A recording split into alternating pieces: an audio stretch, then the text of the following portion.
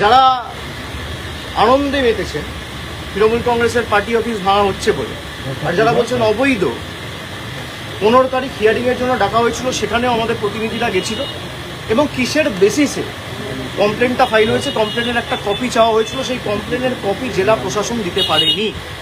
এই গত 15 তারিখের কথা বলছি, আজ থেকে 2 দিন আগে, আজকে 18 তারিখ। 2 দিনের মধ্যে একদম 1 তলা 2 তলা বুলডোজার দিয়ে প্রায় ভেঙে গুড়িয়ে দেওয়া হয়েছে। এবং সেখানে খালি জেলা প্রশাসনের লোক নয়, মানে পুলিশ বা বিডিও বা বিএলআরও, খালি সরকারি আধিকারিক নয়, বিজেপির নেতারা বিজেপির ঝান্ডা নিয়ে গেরুয়া ফেট্টি মাথায় বেঁধে, গেরুয়া উত্তরীয় পরে, মুখ ঢেকে সেই পার্টি অফিসে ঢুকে তাণ্ডব লীলা চালিয়েছে। এই সব ভিডিও আমাদের কাছে রয়েছে। আমরা এক্ষুনি চিফ জাস্টিসের মহামান্য প্রধান বিচারপতি যিনি ওএসডি রয়েছেন তাকে একটি ইমেল পাঠিয়েছি, সমস্ত ভিডিও অ্যাটাচ করে হাইকোর্টের দৃষ্টি আকর্ষণ করে যত দ্রুত সম্ভব আমরা চেষ্টা করব এই মামলা মেনশনিং করে শুনানি করার, এবং সুপ্রিম কোর্ট অব্দি আমরা যাব। ভিডিওয় যাদের দেখা গেছে তারা কেউ কিন্তু বাঁচবেন না, আইনের হাত অনেক দূর।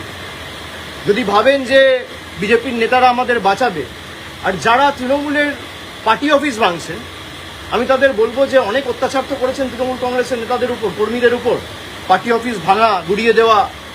যে ধারায়, যে আইনে আজকে পার্টি অফিসগুলো ভাঙা হয়েছে না, একই আইনে কিন্তু যখন আবার সরকার পাল্টাবে, বিজেপির একটা পার্টি অফিস বাংলায় থাকবে না। আমি হুঁশিয়ারি দিচ্ছি না, যে আইনে আপনি ভেঙেছেন একই আইন প্রযোজ্য করেই ভাঙা হবে। যারা তৃণমূল কংগ্রেসকে ভাবছে যে দুর্বল করব, দল ভেঙে তৃণমূল কংগ্রেসকে শেষ করে দেবো, আগুনে জ্বালিয়ে দেবো, সেই আগুনের স্ফুলিঙ্গগুলো থেকে তৃণমূল কংগ্রেস আবার জন্ম নেবে মমতা বন্দ্যোপাধ্যায়কে সামনে রেখে। যারা প্রশাসনকে ব্যবহার করে মিথ্যে মামলায় কর্মীদের ফাঁসানোর চেষ্টা করছে, আমরা প্রায় 2 মাস ধরে এখানে মমতা ব্যানার্জির বাসভবনে এবং তৃণমূল কংগ্রেসের সেন্ট্রাল অফিসে রয়েছি। প্রায় 1000 জন কর্মীর বেল, অ্যান্টি বেল আমরা করিয়েছি, বিচার ব্যবস্থার দ্বারস্থ হয়েছে। যখন একটা কেস সাবজুডিস রয়েছে, একটা মামলা করা হয়েছে মে মাসের 7 তারিখ 8 তারিখ, আজকে জুলাই মাসের 18 তারিখ, আপনি সেই মামলা উপেক্ষা করে নিজের ক্ষমতা প্রদর্শন করতে গিয়ে, নিজের হাতে কত ক্ষমতা সেই দেখাতে গিয়ে বুলডোজার মডেল, ভোটের আগে ছিল অন্নপূর্ণা ভান্ডার আর ভোটের পরে বুলডোজার, এই হচ্ছে বিজেপির প্রকৃত স্বরূপ। তো যারা ভাবছেন বুলডোজার চালিয়ে তৃণমূল কংগ্রেসকে ধমকে চমকে দমিয়ে রাখবো, তৃণমূল কংগ্রেস আরো শক্তিশালী হবে। আর আপনি বাড়ি ভাঙুন, পার্টি অফিস তো মন্দির আমাদের কাছে। যদি কেউ ভাবে পার্টি অফিস ভাঙে, যদি কোনো অবৈধভাবে সরকারি জায়গা দখল করে পার্টি অফিস কেউ করে, সে পার্টি অফিস আপনারা যথাযথ সরকারি ব্যবস্থা নিতে পারেন, আমার কিছু বলার নেই। কিন্তু এই জায়গাটা তো সরকারি নয়, কিনে অফিস বানানো হয়েছে, তার প্ল্যান রয়েছে, বৈধ নথি রয়েছে, সব হাইকোর্টে আমরা জমা দেবো।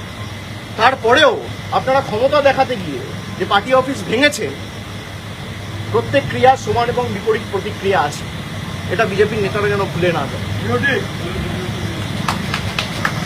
আর ঈশ্বর সৃষ্টিকর্তা সর্বশক্তিমানের আশীর্বাদে যদি বেঁচে থাকি, ওই যে বললাম, যে আইনের যে ধারায় আপনারা এই অত্যাচারগুলো করেছেন, একই আইনের একই ধারায় 31-এ ফিরিয়ে দেবো, সুদ সমেত, কথা দিয়ে গেলাম। বিজেপি নেতারা লাড্ডু বিতরণ করছে দোকানে দিয়ে করুক, তার মানে বিজেপির নেতারাই এর পিছনে রয়েছে, প্রত্যক্ষ বা পরোক্ষ মদত বিজেপির নেতাদের রয়েছে। বিজেপির নেতারা ঘোষণা করে দিচ্ছে এবং তাদেরকে উইটনেস হিসেবে নিয়ে যাওয়া হচ্ছে ভিতরে।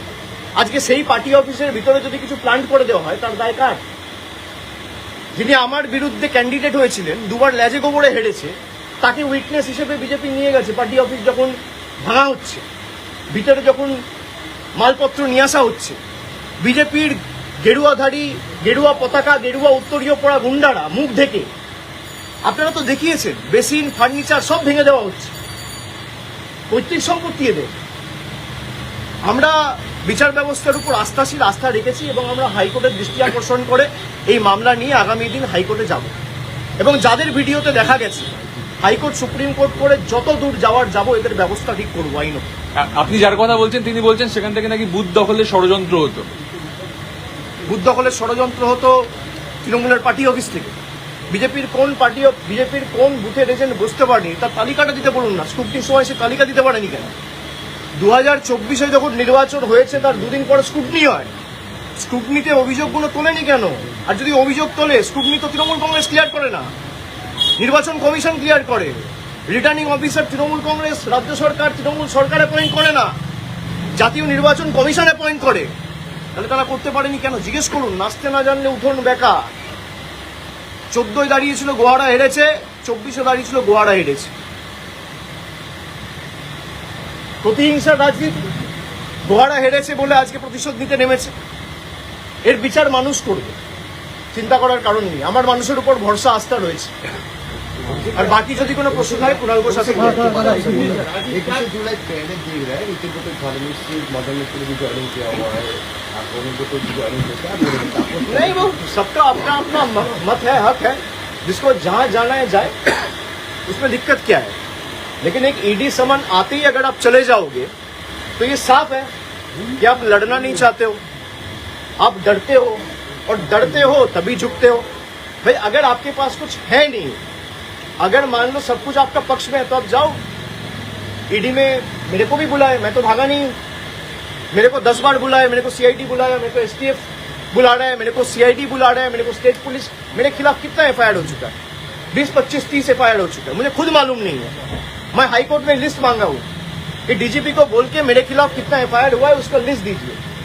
अगर आप लड़ना नहीं चाहते हो, बट अगर आप हार ही मान गए और आपको लगता है कि भाई उनके पास जाएंगे तो ना ईडी टच करेगा, ना सीबीआई टच करेगा, ना पुलिस टच करेगा। हमारे लिए ईडी का प्रोटेक्शन महत्वपूर्ण नहीं है, हमारे लिए जनता का प्रोटेक्शन महत्वपूर्ण है। हम अगर झुकेंगे तो जनता के सामने झुकेंगे, हम अगर झुकेंगे लोकतंत्र में लोगों के सामने झुकेंगे, जनता के सामने झुकेंगे, दिल्ली के दरिंदों के सामने झुकेंगे नहीं। 21 জুলাই চলে এলো, এখনো কিন্তু মঞ্চ বাঁধা হয়নি। 21 জুলাই চলে এলো, মঞ্চ বাঁধা হয়নি। কর্মীরা সব হবে, আপনারা তো চিন্তার কারণ নেই। 21 জুলাই আসবেন কোয়ার করতে, আপনাদের জন্য প্রেশার আমাদের ব্যবস্থা করা হবে। সে তো ডেফিনেটলি চিন্তা করবেন না। अच्छा दादा रेबल ग्रुप में जो भी एमएलए जा रहे हैं, एमपी जा रहे हैं, आपके ऊपर ही मतलब दोषी ठहरा रहा है आपको कि आपकी वजह से हमने रेबल ग्रुप ज्वाइन बीजेपी किया। का स्क्रिप्ट है ना, वही बोलोगे तभी तो पुलिस से बचे रहोगे। अगर आप अभिषेक बनर्जी को 4 गाली नहीं दोगे तो पुलिस आपको नहीं छोड़ेगा। अगर आप गाली दोगे तभी आप बचे रहोगे। जो 4 तारीख के बाद जा रहे हैं, 4 तारीख के पहले चला जाता, मैं तो पहले भी था। भाई 24 में पार्टी जीत के आया, 29 आसन पार्टी जीता, तो अगर हार का जिम्मेदारी अभिषेक बनर्जी का है, 24 में जीत का जिम्मेदारी भी अभिषेक बनर्जी का है। मानोगे? और अगर किसी को मेरे से दिक्कत है, मैं तो चुनौती देता हूं। भाई 60 एमएलए गए हैं, कुछ लोग गए, 20 एमपी गए, मैं आपको चुनौती देता हूं, आप लौट के आओ ममता बनर्जी के पास, 24 घंटे के अंदर मैं अपना इस्तीफा दे दूंगा। ओपन चैलेंज दे रहा हूं, आप लौट के आओ, 24 घंटे के अंदर मैं अपना इस्तीफा दे देता हूं। 24 घंटा, चलो 24 घंटा छोड़ दो, 1 घंटा मिलेगा और कम करता हूं। आप आओ, आप यही कह रहे हो ना अभिषेक बनर्जी छोड़ देगा? आप यही कह रहे हो अभिषेक बनर्जी छोड़ देगा, हम सब आ जाएंगे। आप आ जाओ, 3 बजे आ जाओ, मैं 4 बजे छोड़ देता हूँ। তাহলে তো কমন টার্গেট আপনার নাম। আমি তো সেটাই বলছি যে যাদের সমস্যা রয়েছে তারা যদি বলে যে দলের এই পারফরমেন্সের জন্য বা পরাজয়ের জন্য যদি অভিষেক বন্দ্যোপাধ্যায় দায়ী হয়, তাহলে 24-এ যে তৃণমূল কংগ্রেস 29টা আসন পেয়েছে তার কৃতিত্বও আমার। যদি ডিসক্রেডিট আমার হয়, হারে, তাহলে জেতার সময় ক্রেডিটও আমার। আর যাদের আমাকে নিয়ে সমস্যা তাদেরকে অনুরোধ করব যে মানুষ বোকা নয়। আজকে 18 তারিখ, আপনি 19 তারিখ আসুন, 20 তারিখ আসুন, 21 তারিখ আসুন, যবে আসার আসুন, আজকে চলে আসুন। আপনারা ফিরে আসুন, আমি 1 ঘন্টার মধ্যে ইস্তফা দিয়ে দিচ্ছি। কেউ আসবে না। ডিল হচ্ছে ওদিকে যাও, অভিষেক ব্যানার্জিকে গালাগালি দাও, তোমাকে বেঁচে থাক, তোমাকে বাঁচিয়ে রাখবো, ইডিও ধরবে না, সিবিআইও ধরবে না। যাদের বিরুদ্ধে ভুড়ি ভুড়ি অভিযোগ তারা এখন হয় পুলিশের কাছে ধৃত, না হলে বালিশ চাটা ঋতব্রত। এই দুটো ছাড়া আর উপায় নেই।